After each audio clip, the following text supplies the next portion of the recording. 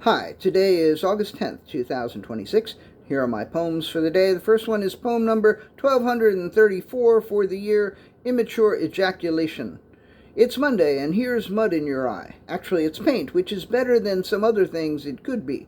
Fuck a duck, the boy ejaculated immaturely. Today sure is a beautiful day. I'd like to present Immature Ejaculation. It is part of an ongoing series I'm working on called Pretty Pictures with Dirty Names. This painting will be on the cover of my next book, which, if you're reading this poem in the book, you already know. I'm happy with the painting and the boom, so the boy is right. Today is a beautiful day. Poem number 1235, Fear of Heights. He had a persistent and debilitating fear of heights.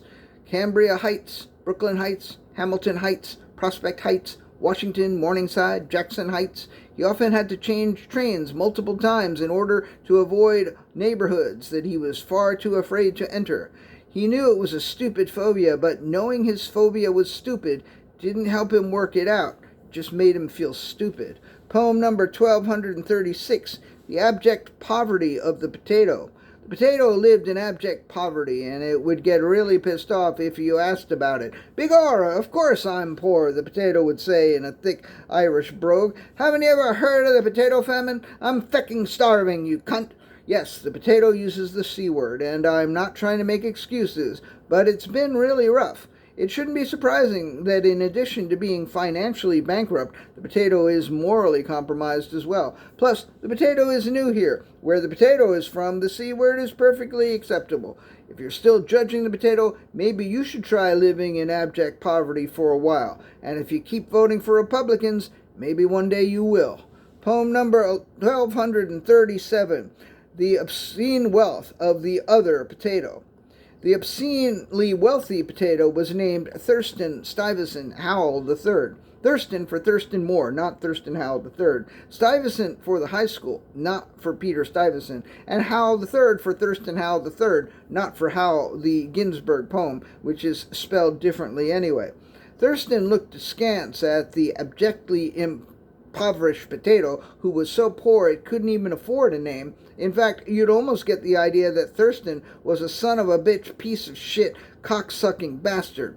One could certainly make an argument that Thurston was all that and more, but if the fact that Thurston doesn't use the C word is enough to make you overlook the rest of the potato's shortcomings, then either you are very forgiving or you have a serious problem with the C word. I would suggest that the obscenely wealthy don't use curse words as often as the rest of us because of the soft lives they live. And I think I would rather hang out in the dirt with the impoverished potato than spend time on Thurston's yacht. Fuck yachts and fuck that snobby, obscenely wealthy potato. Fuck Thurston. And is this the last poem? Yes, it is. The last poem of the day, poem number 1238, Used. After I quit drugs, they still felt used. The drugs would say to me, "Oh, so that's how it is. Now that you're done with me, you think I'm just going to go away quietly. Well, I've got news for you, Buster. I will not be so easily dismissed. I will not go genital into that good night. You will not throw me away like yesterday's news. Once a user, always a user, and you will always be a user, and I am going to stay in your life and warn anyone else who might come along, anyone who might be as naive as I, your drugs, once were, and I will tell them what a selfish piece of shit you really are." I feel bad that the drugs felt bad about me not wanting to use them anymore, but mostly I was amused that they called me Buster. All right, that's it. Thank you. I appreciate you.